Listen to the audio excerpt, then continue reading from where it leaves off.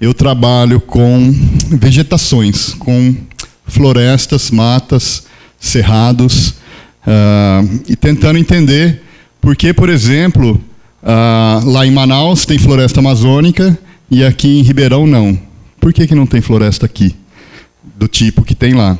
Então, esse estudo de saber por que em Brasília tem cerrado, por que lá em Petrolina tem caatinga, são vegetações, são tipos de plantas muito diferentes, porque elas se adaptam ao ambiente em que elas vivem, né? E eu vou falar para vocês hoje um pouco de um trabalho que leva essa pergunta, né? Por que as árvores são importantes?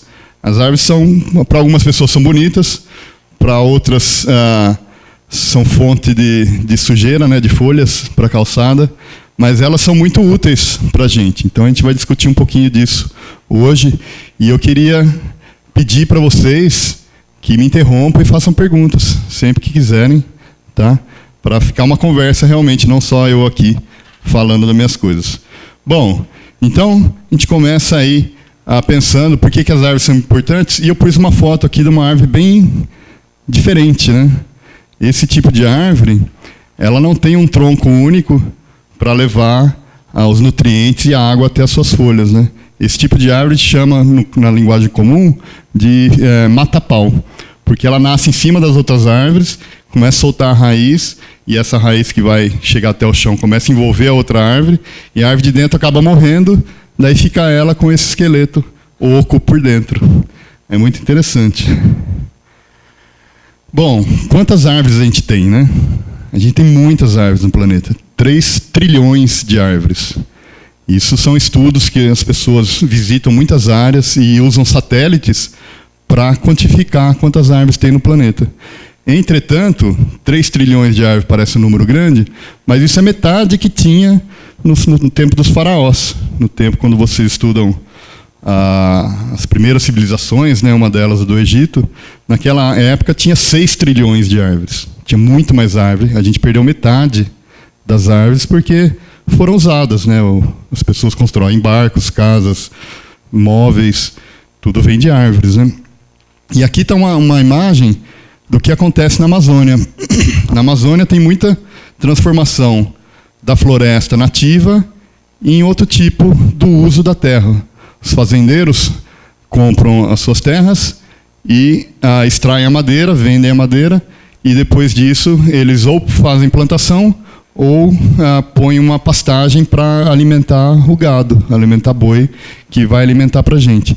Então a gente vinha de um patamar aqui, de uma quantidade anual, todo ano, de uma quantidade elevada de desmatamento, que chegou um certo momento aqui em 2005, 2006, isso diminuiu, e isso é muito bem acompanhado. Toda vez a gente ouve falar nos jornais quanto que foi o desmatamento na Amazônia, quanto que está desmatando no Cerrado, porque esse é um bem precioso de todo mundo. A floresta faz serviço, atua de uma forma que todos nós nos beneficiamos, né?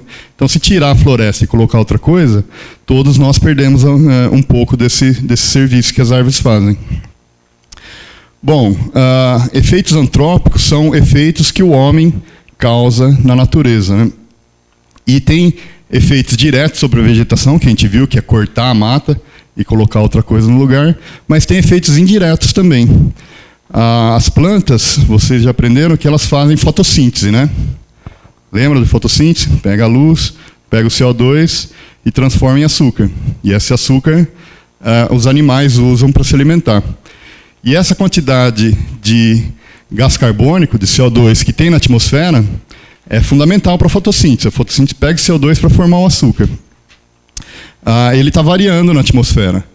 A nossa atuação, os nossos carros, as nossas indústrias, elas pegam formas de carbono que estavam enterradas no solo há muito tempo, carvão, petróleo, gás natural, usam para gerar energia ou gerar movimento, como carro, e essa matéria orgânica que é feita de carbono vai para a atmosfera na forma de CO2.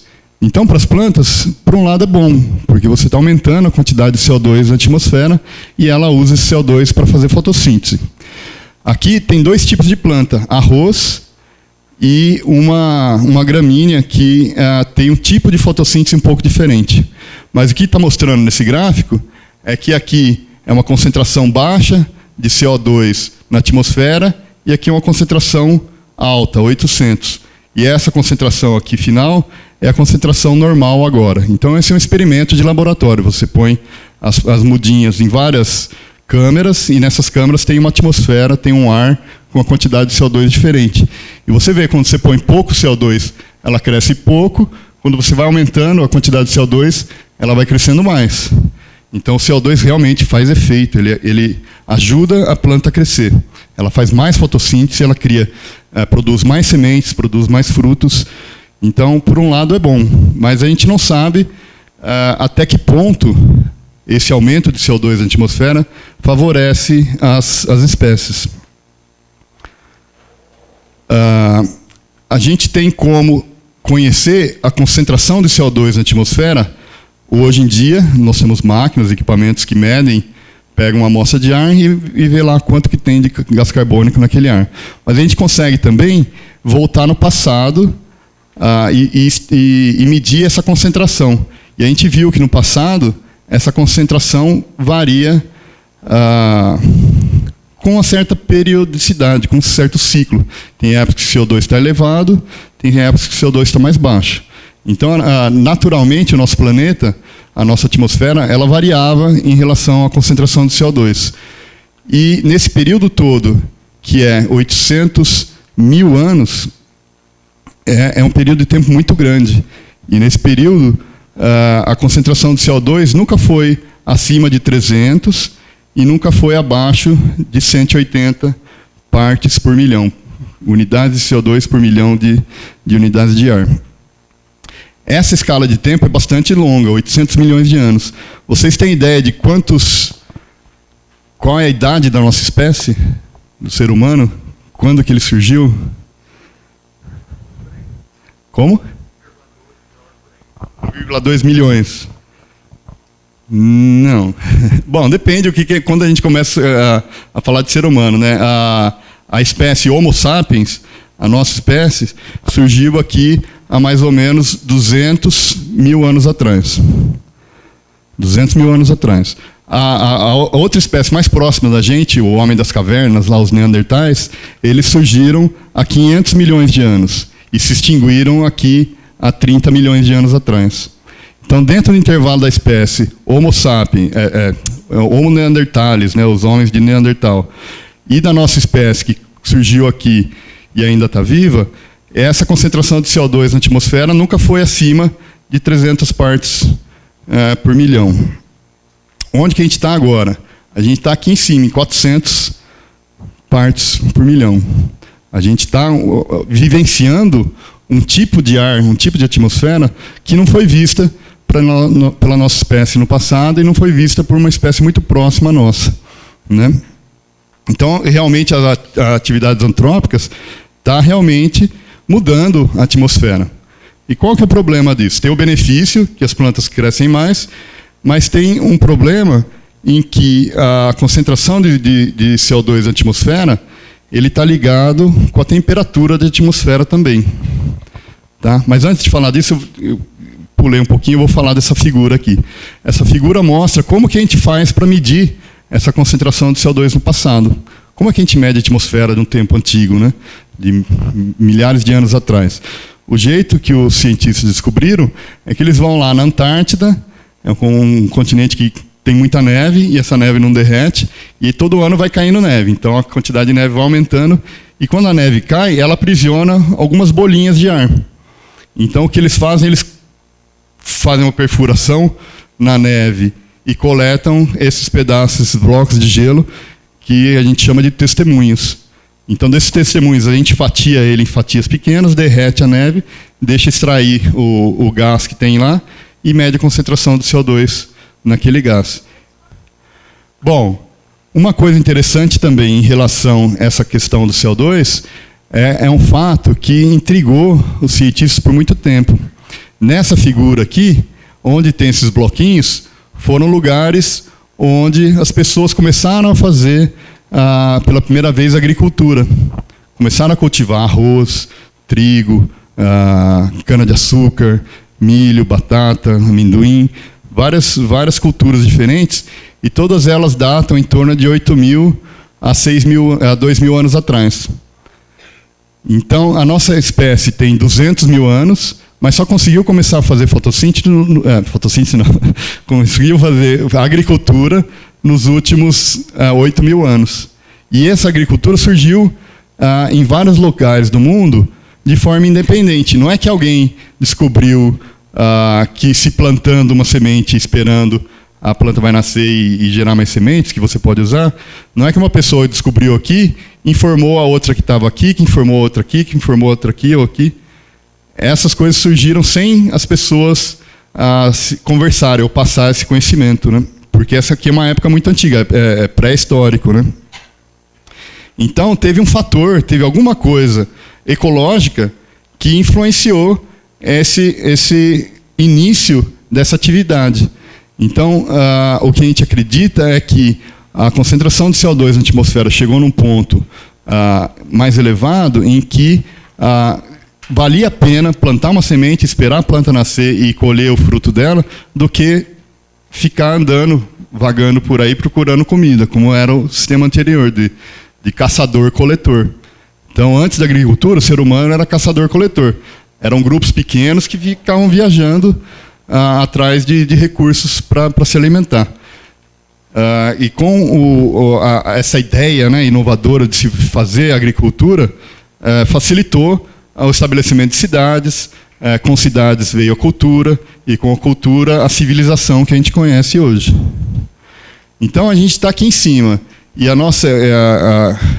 o início da agricultura começou aqui embaixo. Quando subiu aqui, esse CO2 estava baixo, quando ele subiu aqui, é que o homem começou a conseguir fazer agricultura de uma forma que valia a pena, né? Tem outros efeitos do ser humano indireto sobre a vegetação. Essa pontinha aqui, a gente vê que está mais claro aqui, e para cá está mais marrom, né? Essa é uma região que tem muito pouca vegetação. Muito, muito, muito pouco. E tem uma linha bem certinha aqui, separando essas duas. Então, aqui a gente dá para ver que é uma atuação humana. Foi um ser humano que foi lá e colocou uma cerca. Para que ele colocou uma cerca lá? Por quê? Porque algumas pessoas resolveram levar... Essa daqui é uma pontinha lá na Austrália. Algumas pessoas resolveram levar coelhos, porque eles gostavam de comer coelhos e caçar coelhos. E soltaram os coelhos lá, e os coelhos se reproduzem muito rápido. E eles se reproduzem muito rápido e comem muito. Então a população de coelho aumentou tanto que eles acabaram com a vegetação nessa parte aqui. Então eles tiveram que colocar cercas para controlar, para não deixar que o coelho espalhasse para o país inteiro e acabasse com a vegetação do país inteiro.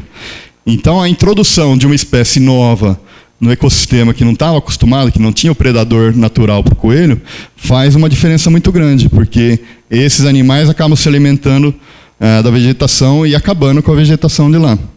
Mas o mais interessante disso é que, olha aqui onde que as nuvens estão ocorrendo. Elas estão ocorrendo onde tem vegetação. Onde não tem vegetação, essa nuvem não forma, né? Então, a presença de vegetação é muito importante para eventos de chuva. Se forma a nuvem e da nuvem vem a chuva. Então, sem vegetação, nesse caso não forma a nuvem aqui, mas aqui onde tem vegetação, olha quanta nuvem tem. Por quê? Porque as plantas pegam a água do solo, levam até a folha, e da folha essa água evapora, ou seja, a planta faz transpiração e ela vai para a atmosfera. E ela vai acumulando na atmosfera até que ela chove. Tá? Então aqui uma outra foto também, tirada de um avião. Tem a cerca dos coelhos aqui. Aqui não tem muita vegetação. Aqui onde tem vegetação natural, você vê as nuvens formando aqui. Então é um papel direto da vegetação, auxiliando aí a formação de nuvens que causam chuva. Dessa ideia veio, há um tempo atrás, a compreensão da importância que a Amazônia tem para a nossa região aqui. Não só para a nossa região, mas uma região um pouco maior aqui, longe dela, né? Então, aqui na Amazônia, as árvores, tem uma quantidade enorme de árvores lá, elas jogam muita água para a atmosfera, esse ar que fica em cima da Amazônia acaba vindo para uma outra região e ela chove, trazendo essa água que estava lá na Amazônia para cá. Se a gente tirar a floresta e colocar a pastagem, muito pouca água vai para a atmosfera e vai diminuir a chuva nessas outras regiões. E aqui é como funciona isso. A água vem inicialmente do oceano, ela entra na bacia amazônica, chove lá, porque lá chove bastante, mas as árvores conseguem pegar essa chuva, essa água e devolver para a atmosfera. Só que o ar, quando ele chega aqui nessa parte, tem as montanhas dos Andes. E é muito alto, esse ar não consegue subir. Daí ele acaba sendo desviado aqui para baixo. Então, esse ar bem úmido que está aqui, acaba vindo aqui para a nossa região sul, sudeste e centro-oeste, trazendo essa água da Amazônia para cá. Então, se a gente tirar a Amazônia, é muito provavelmente a quantidade de chuva que vai cair na nossa região vai diminuir, né? É uma importância muito vital para a agricultura, para a civilização humana nessa região. Bom, as árvores têm uma variabilidade muito grande de tamanhos e formas, né? Aqui é um exemplo dos tipos de árvore em que alcançam as maiores alturas, né? Aqui na nossa região, as árvores têm em torno de 20, 25 metros. Tem um lugar aqui perto de Santa Rita de Passa Quatro, que chama Pé do Gigante, é uma reserva ecológica do Vassununga, mas aquele lugar chama Pé do Gigante e tem umas árvores lá que chama Jequitibá. E elas são muito grandes. Vocês já foram lá para o Pé do Gigante? Vocês viram lá? É muito grande, né? Você olha próximo das outras, é uma árvore desproporcional, né? Mas aquela árvore tem em torno de 30 metros de altura. Aqui na Califórnia, nos Estados Unidos, tem uma árvore que tem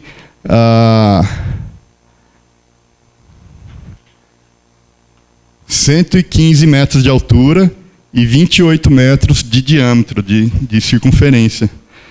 É 3 vezes maior, quase 4 vezes maior que a árvore que a gente tem aqui. Essa daqui é na Austrália, com 99 metros. Essa aqui é uma outra espécie nos Estados Unidos também, com 94. Essa daqui na Austrália, na Tasmânia, com 89. Então tem algumas árvores que crescem muito alto. Elas vão muito lá em cima e a gente fica curioso para saber por que elas crescem tanto assim, né? Aqui, eu nem lembrava que estava aqui, mas é o patriarca lá o Jequitibá rosa de Vassununga. É estimado que ela tem 3.000 anos de idade. E eu achava que era 30 metros, mas aqui está falando 50 metros de altura, né? Mas é uma árvore muito desproporcional, muito grande, né? E a árvore, para ficar grande, ela precisa de muita água. E na nossa região tem um certo tanto de água, mas tem uma estação seca, como agora no inverno, em que quase não tem água. Então é muito surpreendente que a gente tenha esse tipo de árvore na nossa região. Então, as árvores transferem do solo para a atmosfera uma quantidade muito grande de água, né? Recarregando as nuvens que vão fazer a chuva em outro lugar. Mas aquelas árvores muito altas, no mapa aqui, elas ocorrem só em alguns lugares muito restritos. Essas árvores muito altas não ocorrem em todo lugar, né? Que mais?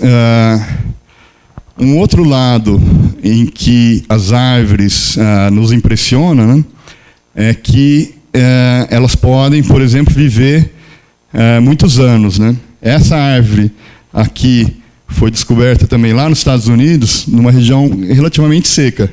E eles estimaram a idade dela de 5.000 anos. 5.000 anos é muito tempo para uma árvore viver, né? Foi bem antes de Cristo, 2.000 anos antes de Cristo, né? Elas frequentemente formam híbridos. Formar híbrido não é comum para animal. Às vezes acontece, né? Se você tem um cavalo e um jumento, você pode ter fazer eles se reproduzirem e você gera a mula. A mula é um híbrido. Ela não consegue ter filhos, né? A mula é um híbrido entre espécies. Tem híbridos também entre leão e tigre, por exemplo. Mas é muito raro para animais isso acontecer. Mas para plantas é muito comum. Plantas também têm a capacidade de um indivíduo só se autofecundar e gerar sementes férteis. Tipo ervilha, feijão, eles conseguem se autopolinizar. A flor tem a parte masculina e feminina, e um indivíduo só pode gerar descendentes, né? Não é todas não. Algumas necessitam realmente, algumas têm uma árvore que é fêmea e uma árvore que é macho. Mas a maioria consegue fazer isso, mas não são todas não. Poliploidia é quando os cromossomos que as plantas têm, quando vai se reproduzir, tem um errinho e ela acaba ficando com 2 cópias do material genético que ela tem. Então, muitas plantas que a gente se alimenta hoje, elas são poliploides, elas têm várias cópias do material genético dentro de cada célula. Então, o morango de hoje, ele é grande, bonito, mas o morango silvestre, o morango original, era bem pequenininho. Então, com mais material genético, ele acaba conseguindo produzir frutos maiores, por exemplo. Elas dependem muito do clima, as árvores, né? Porque elas têm as necessidades de temperatura e de disponibilidade de água. E as sementes são viáveis após dormência, ou seja, uma planta pode ficar não na forma de uma árvore, mas na forma de uma semente numa área por muito tempo. Quando volta o clima bom, essa semente germina e você tem uma nova população, um novo indivíduo ali. Então, isso permite que as plantas, por exemplo, vivam em desertos. Então, quando vem uma chuva, as sementes que estão lá germinam, a planta cresce, faz mais semente, produz semente e deixa lá. Daí, depois dessa chuva, fica seco de novo, porque é deserto, e pode ficar seco muitos anos, mas as sementes estão lá. As plantas não estão lá, mas as sementes estão. Quando vem a chuva de novo, pronto, volta tudo de novo. Isso o animal não consegue fazer direito, né? O trigo que a gente come hoje, por exemplo, é uma ilustração disso tudo. No começo tinha essas 2 espécies. Uma aqui com 14 cromossomos e um outro trigo selvagem com 14 cromossomos. Eles fizeram uma hibridização. 2 espécies diferentes que geraram uma que tinha essa combinação AB. Daí esse híbrido era estéril, mas ele conseguiu se autofecundando, ele conseguiu criar a primeira duplicação do material genético. Então ficou AABB. Esse híbrido cruzou com mais um, gerou um terceiro híbrido, que teve uma duplicação, uma ploidia de novo, que é o trigo que a gente conhece hoje. Então o trigo que a gente come hoje, na verdade, é uma mistura de 3 espécies, e dentro do desenvolvimento delas, com 2 mudanças do número de cromossomos. Começou com 14 e acabou com 42. Tá? Então não é uma espécie, essa espécie aqui a gente não encontra na natureza. Isso foi feito através do ser humano no começo da domesticação do trigo, em que criou isso. O milho é a mesma coisa. Lá no estado de Utah, nos Estados Unidos, tem uma região em que tem uma espécie de planta que chama aspen, em que ela perde as folhas no outono, né? Quando começa a chegar perto do outono, começa a esfriar, a folha fica amarela e logo depois ela cai. E quando os pesquisadores foram investigar essa espécie de árvore lá, eles se deram conta que era um único indivíduo com vários ramos. Eles eram todos conectados por baixo e vieram de uma única mãe. Então ela tinha 47 mil troncos, o sistema de raízes, né, todo compartilhado, todo interligado. Ele ocupa uma área de 43 hectares, que é como 80 campos de futebol. É um indivíduo só, né, uma árvore. E tinha mais ou menos 80 mil anos de idade. Então ela nasce um pedaço aqui, morre, daí nasce outro ali e vai nascendo vários.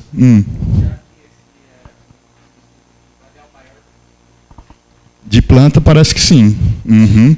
Tem outros indivíduos que são mais ou menos assim, como fungos. Tem alguns fungos que produzem cogumelos que também ocupam uma área gigantesca. E é um indivíduo só. Tá?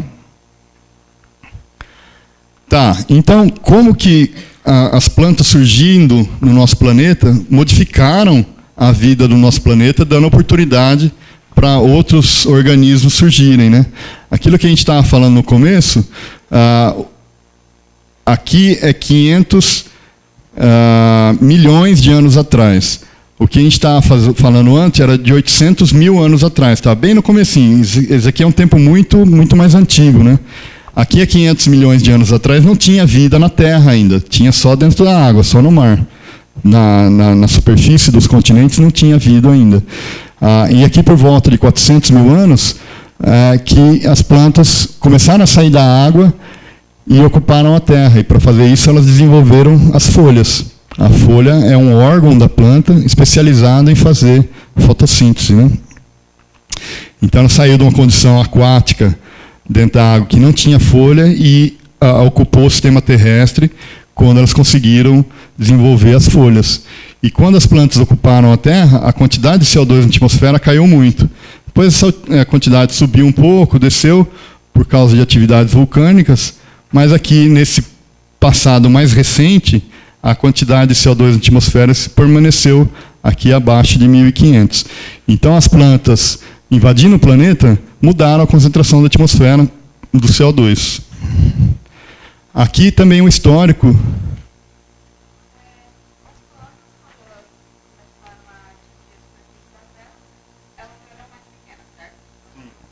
Uhum.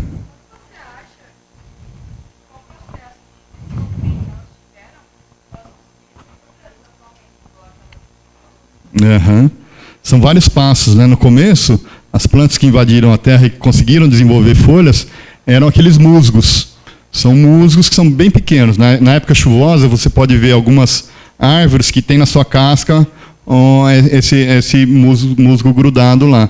Esse musgo, ele foi a primeira versão assim das plantas que vieram para a Terra. Eles não tinham alguns tecidos, alguns tipos de células que as plantas de hoje têm. Depois dos musgos vieram as samambaias. Samambaia também é um tipo de planta um pouco diferente das árvores que a gente vê. Depois das samambaias vieram as gimnospermas, né, os pinheiros, que são um tipo de planta que não tem fruto. Ela tem a semente direto, sem estar recoberta por um fruto. E só depois que vieram as angiospermas, que têm os frutos. Então, uma diferença grande de musgo para samambaia, e samambaia pode crescer bastante, né? Tem samambaias que são do tamanho de árvore, é o tecido que chama xilema. Talvez vocês já ouviram falar de xilema e floema. O xilema é o tecido que consegue transportar a água para alturas maiores, né? Ele é um tecido feito de células mortas, mas que se empilham formando como se fosse um canudo. E a água sobe por esse canudo e vai atingir as folhas. Então, o desenvolvimento da altura está muito ligado a esse tipo de tecido, que é o xilema, que é um tecido que vai formar a madeira da árvore. A madeira que a gente vê na cadeira de casa, na mesa, é o xilema das plantas, né? É o tecido que ela faz para poder transportar a água. Tá. Aqui também é uma visão de como a vida foi se desenvolvendo na Terra e modificando a Terra. Então, cada modificação que foi tendo com a evolução foi criando condições para outras formas de vida surgirem. Então, a idade da Terra tem 4,5 bilhões de anos. É muito antiga, né? O universo tem 13 bilhões de anos. Quando teve o Big Bang, que formou o nosso universo, depois de mais ou menos 10 bilhões de anos do Big Bang, a Terra se formou, de 4,5 bilhões de anos atrás. Logo em seguida, em torno de 4 bilhões de anos, ou seja, 500 milhões de anos depois da formação da Terra, tinha rochas, ou seja, a Terra esfriou e aquele material se solidificou em rochas. Então tinha superfície, tinha uma temperatura não muito alta, né? E um pouquinho depois disso, em 3,8 bilhões de anos atrás, começou a surgir evidências de que se tinha vida.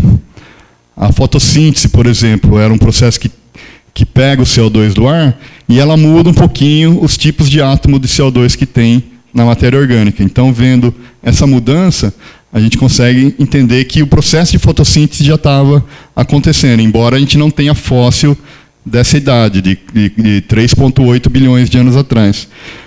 em mais ou menos 3,5 bilhões de anos atrás, começou a aparecer fósseis. Algas que se agrupavam em um filamento, né, uma cordinha, e isso ficou presente de forma fossilizada. Então, aqui, como tinha essa espécie surgindo, algas, e elas faziam muita fotossíntese, elas começaram a jogar oxigênio para a atmosfera. Nesse período aqui não tinha oxigênio na atmosfera. E demorou de 3,5 até 2 bilhões de anos atrás, ou seja, 1,5 bilhão de anos, para que a nossa atmosfera tivesse a concentração de oxigênio que a gente tem hoje. Só quando a concentração chegou nesse ponto é que as células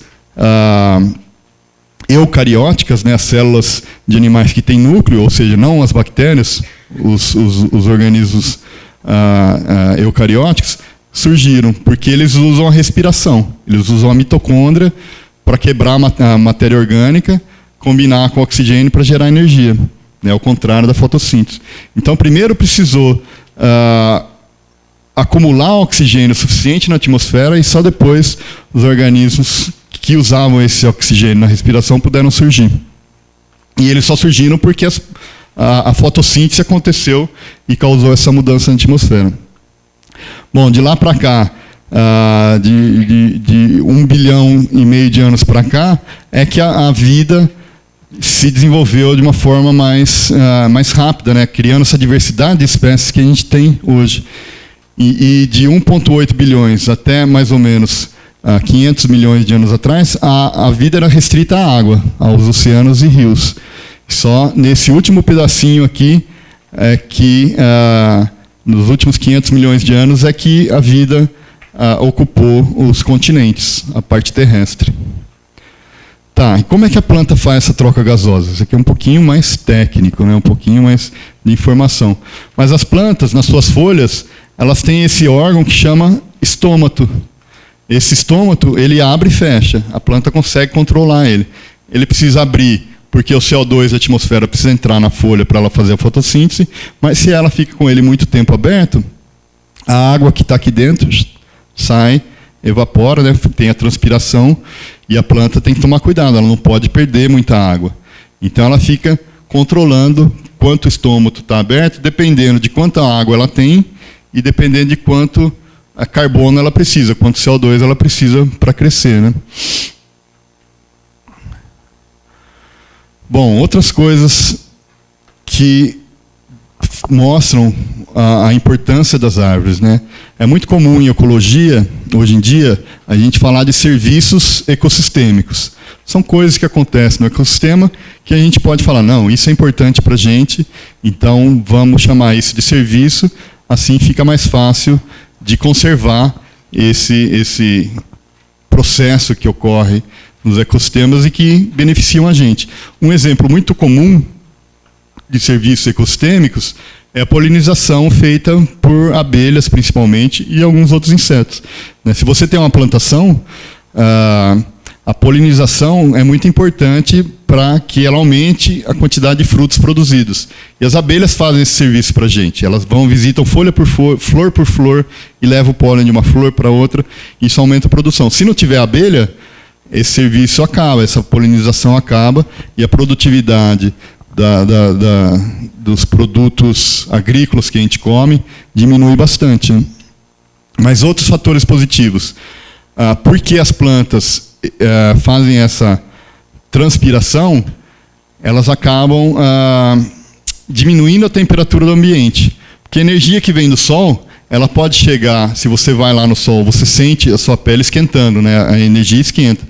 Mas a gente também transpira. A gente tem glândulas que soltam suor e esse suor evapora. E então a energia do sol que chegou e fez evaporar aquela água, o nosso suor, ele acaba não esquentando, ele acaba resfriando a gente, né? Porque a água evapora e a evaporação resfria. Então as árvores fazem com que a temperatura ambiente não aumente. Elas usam essa energia que está chegando do sol para fazer evaporação. Elas também favorecem a entrada da água no solo. Quando chove, essa água, dependendo da velocidade da chuva, ela acumula na superfície e acaba correndo pela superfície até a sarjeta, até o rio, até um lago, né? E daí ela não infiltra no solo, não fica armazenada ali no solo para as raízes pegarem. E quando mais árvores tem, esse papel das raízes de procurar nutrientes no solo facilita com que essa água infiltre no solo e fique armazenada lá em vez de correr direto para o rio. As árvores também fazem uma atenuação de som.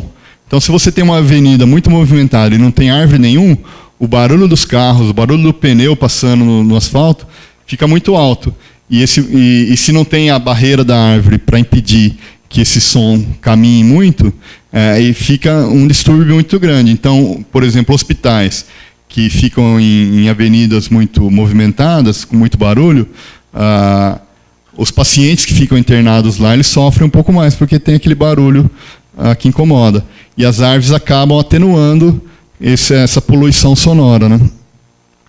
As árvores, lógico, são habitats para outros organismos, insetos, passarinhos, macacos, outros animais. Tem também uma importância que é bastante valorada, né, que é a beleza cênica, que é um valor cultural. Muitas pessoas têm árvores no seu jardim ou outras plantas. Por quê? Porque elas deixam a casa mais bonita, né? Tem uma atmosfera, elas criam um ambiente mais bonito. E se a gente somar todos os serviços que as árvores prestam para a gente, uma única árvore, ao longo de sua vida, pode valer quase R$9.000. Se a gente conseguir colocar um valor para todos esses serviços, todos esses benefícios que a árvore faz, que a gente não enxerga normalmente, né? A gente não leva em consideração normalmente.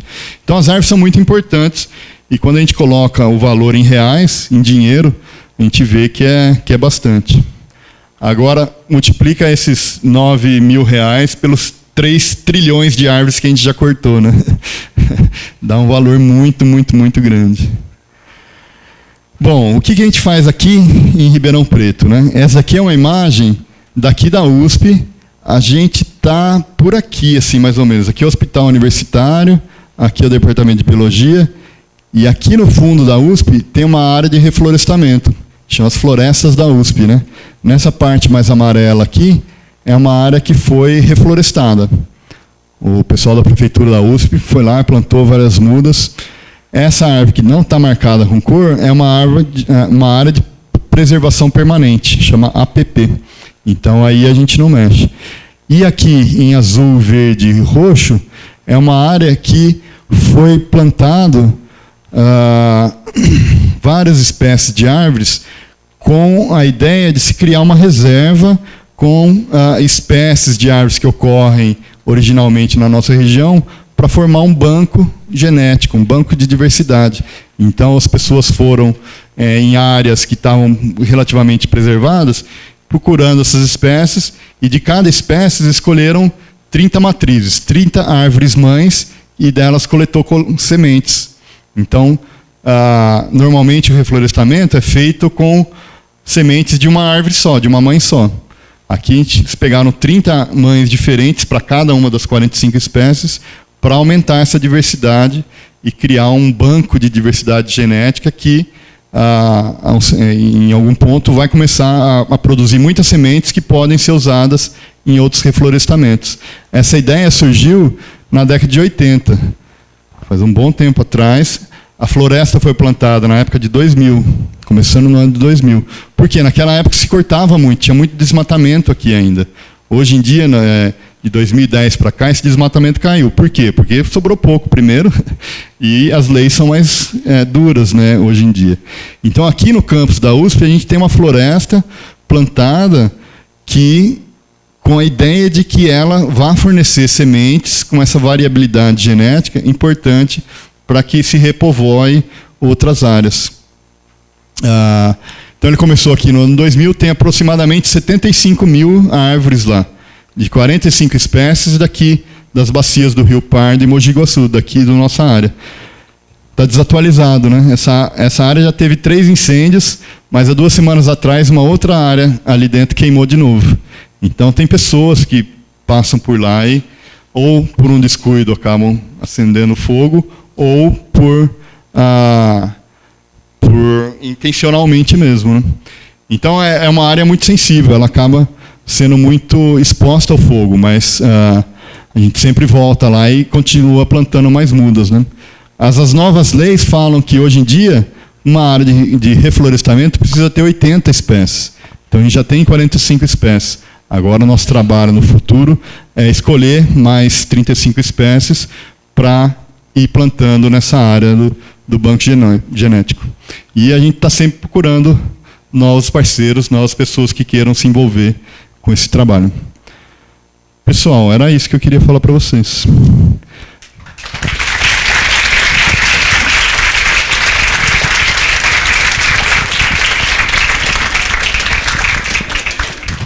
E vocês podem fazer perguntas, sim. Não sei como é que é de tempo do cronograma de vocês. Não, tá certinho, professor. Muito obrigado.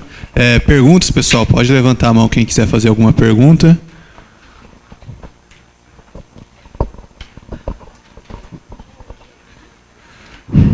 Pessoal?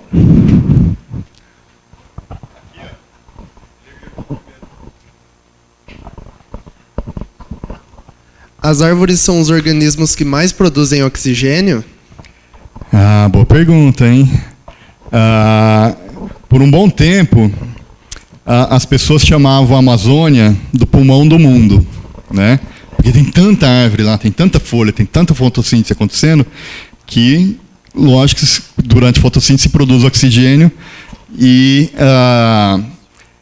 se esperava que realmente a floresta fosse uma fonte importante de oxigênio. Mas, em ecologia, a gente tem uma palavra que chama clímax, que é quando a vegetação cresce até o máximo que ela consegue crescer. Daí ela não consegue crescer mais, porque falta água, falta nutriente, falta outras coisas, falta espaço também. E nesse clímax, tudo que a planta faz de fotossíntese vira matéria orgânica, e essa matéria orgânica cai no chão e é decomposta por fungos e bactérias. E os fungos e bactérias, lógico, usam esse oxigênio que as plantas produziram para decompor a matéria orgânica. Então fica um ciclo fechado, não fica produzindo mais oxigênio do que produz. Mas, no caso dos oceanos é diferente. No oceano tem o fitoplâncton, que são as algas que ficam boiando, e elas fazem fotossíntese. Só que quando aquelas células morrem, elas afundam lá para o chão do oceano, e lá não tem oxigênio. Então a decomposição daquela matéria orgânica não usa oxigênio. Então o fitoplâncton produz oxigênio, ele vai para a atmosfera, e daí o corpo morto vai lá para o fundo onde não tem oxigênio. Então os mares sim são fontes de oxigênio. Professor, saiu essa semana um estudo do IBGE que Ribeirão ultrapassou 690 mil habitantes, né, já é uma das, não sei se é a 7ª ou é a 6ª cidade do estado de São Paulo mais populosa, né? Ela perde só para aquela região que fica em torno de São Paulo mesmo. E tem algum estudo aqui em Ribeirão das áreas que foram mais desmatadas ou algum projeto para que a USP participe em parceria com a prefeitura de reflorestamento? Tem algum trabalho nessa área? Tá, é impressionante. Eu vi essa reportagem hoje de manhã também. E eles resumiam falando que, por dia, 31 novas casas ou famílias vinham para Ribeirão, né? Então, o Ribeirão está crescendo muito. Ribeirão Preto é ainda uma cidade que cresce muito, muito rápido, muito acima de que a maioria das outras cidades do nosso estado ou no Brasil mesmo. Isso, lógico, gera uma demanda por materiais. Mas a questão do desmatamento da nossa região, ela aconteceu numa época bem relativamente antiga para nós, né? O desmatamento começou na década de 40, 50, mais acelerado, e foi até a década de 80. Depois da década de 80 sobrou tão pouco que o que sobrou era de pessoas que realmente queriam conservar ou eram áreas protegidas. Então, o desmatamento atual é quase que desprezível. É muito pouco, porque não sobrou muito mesmo. Para o nosso município, tem um estudo de uma pesquisadora que fez o doutorado dela pelo Unicamp, que ela quantificou quantas áreas de mata havia no município, né? E ela concluiu que apenas 5% da área do nosso município é coberta por vegetação nativa. Só 5%. Então, por exemplo, tem a Mata de Santa Teresa, aqui perto, que também queimou, infelizmente, em 2015. E tem alguns fragmentos, ou seja, pedaços bem pequenos de floresta com espécies que já estavam aqui antes dos brasileiros ocuparem essa área do país, né? Mas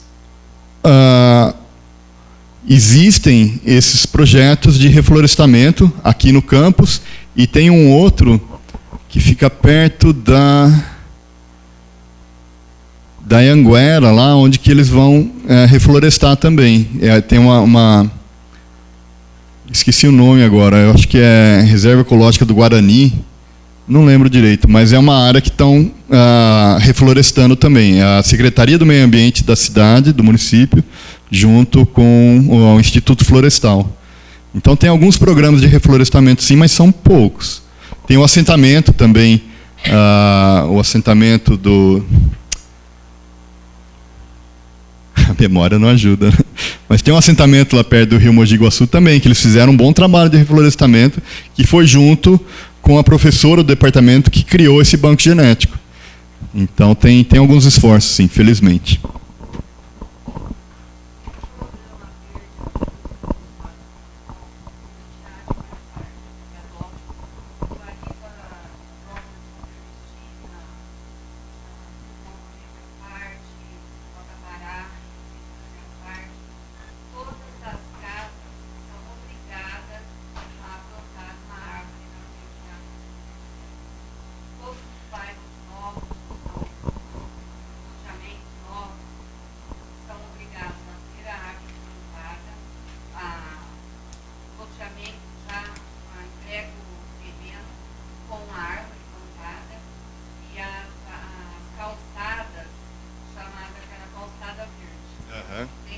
Permeável, né?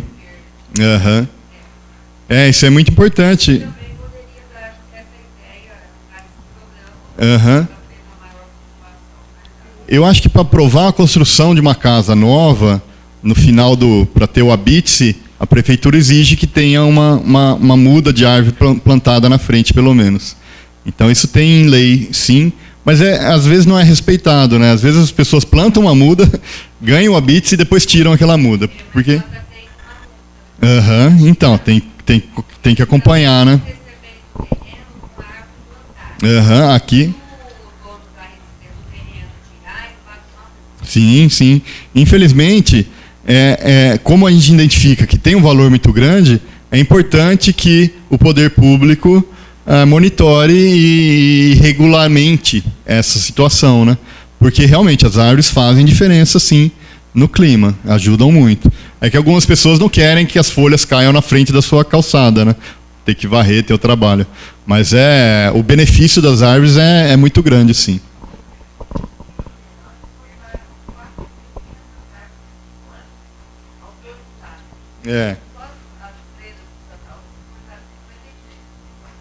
Pois e vai somando isso ao longo do tempo. E você vai somando. Você vai somando ao longo do tempo. É conflito de interesses, né? Existe um conflito de interesses, né? De percepções do banho. Exato. Uhum.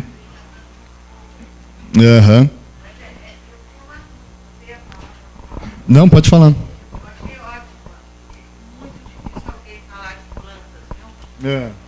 Eu fui professora, só tive 5 alunos interessados em plantas, lá na Filô. Não é difícil? É muito.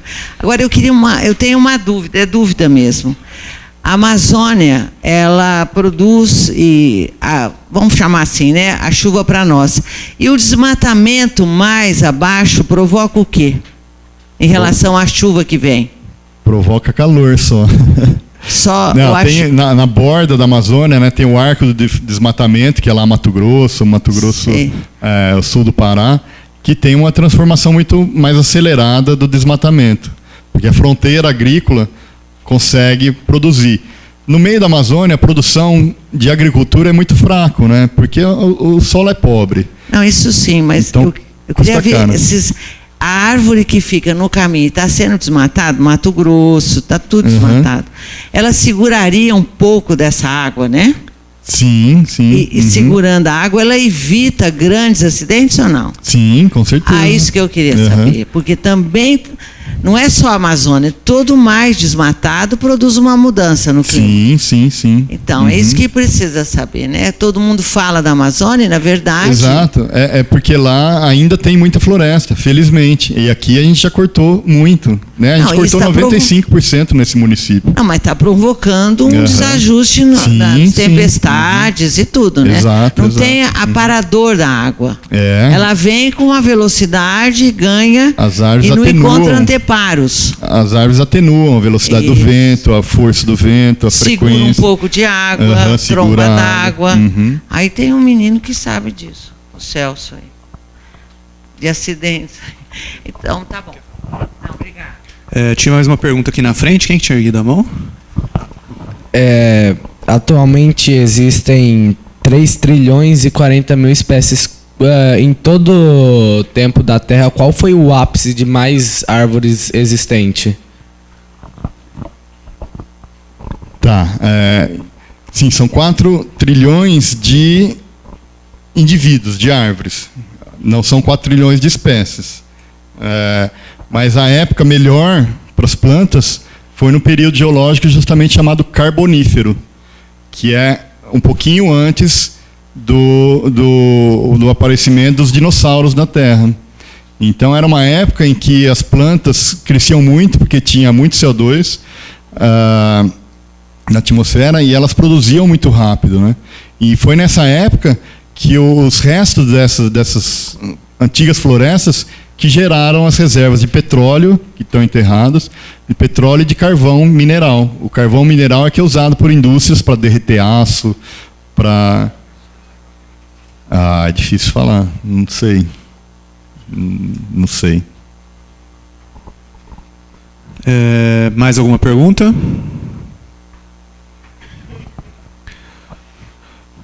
Eu vou fazer uma pergunta, então, professor. Você falou dos vários tipos de florestas, né? Quando a gente chama de floresta, a gente está falando de tipos vegetais de biomas diferentes, inclusive, né? E aí você falou também dos serviços ecossistêmicos que essas árvores ou florestas prestam para a gente.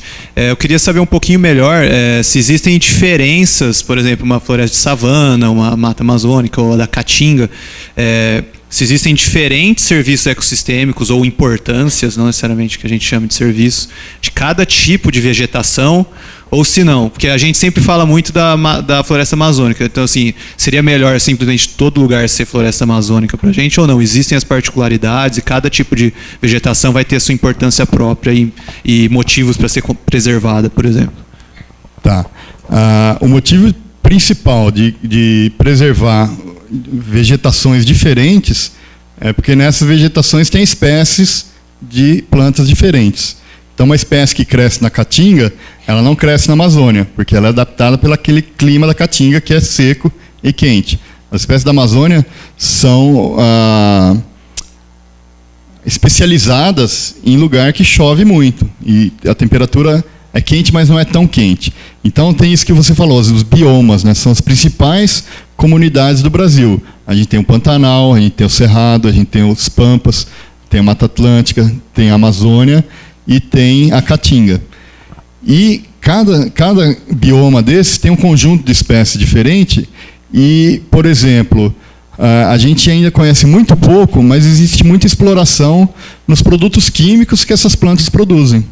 Então, um exemplo muito clássico é a aspirina, esse comprimido que a gente toma hoje para dor de cabeça, vem de um composto químico que tinha na casca de uma espécie de árvore. Virou um remédio. Tem vários remédios que vêm de plantas.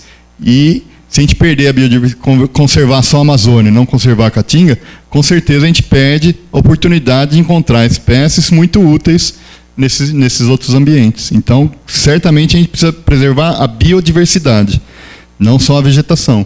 A vegetação é importante por causa desses serviços, mas a biodiversidade também. Lógico que esses serviços ecossistêmicos varia em escala de grandeza. Na Amazônia ela faz muita transpiração, porque as árvores são de porte grande. Na Caatinga também fazem, por um período mais curto de tempo, numa intensidade menor, mas fazem também. Alguém quer fazer uma última pergunta? Rapidinho. Boa tarde. Eu não sei se você já respondeu essa pergunta, porque eu cheguei atrasada no seminário, mas eu queria saber qual que é o motivo do corte que está fazendo das árvores aqui dentro da USP, porque na frente da minha casa já cortaram bastante, na rotatória também. E se a gente comparar isso do ano passado para cá, a gente vê várias espécies que foram retiradas, árvores que, teoricamente, aparentemente parecem saudáveis, mas que foram retiradas. Uhum.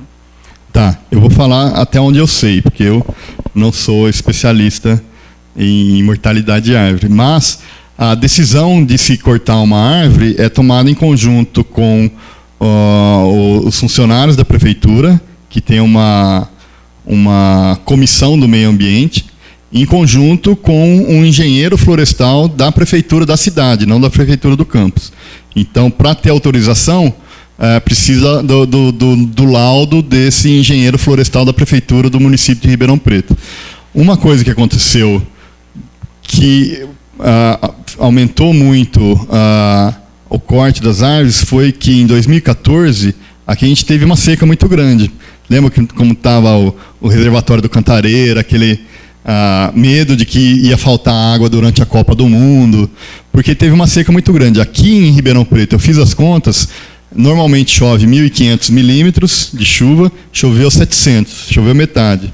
Esse 700 é a chuva que cai na Caatinga mesmo, é lá no sertão, onde é bem seco. Então, muitas árvores foram afetadas por isso. E muitas vezes ela não morre na mesma época. Ela sofre danos, ela é infestada por fungos e bactérias e doenças, e ela vai morrendo aos poucos. Então, chega um ponto em que o risco dela cair é maior do que o benefício de ela estar em pé. Mas eu acredito que eles estão refazendo, não refazendo, mas quando eles identificam uma árvore que precisa ser removida, eles removem e ou plantam no mesmo lugar, ou tem duas áreas aqui, essa área aqui e essa área aqui, que é de compensação ambiental. Então, quando se remove uma árvore do campus, tem que se plantar 20 indivíduos nessas áreas. Então, fica um pouco essa sensação de que a gente está perdendo aqui, no meio dos prédios, mas elas estão sendo repostas em outro lugar.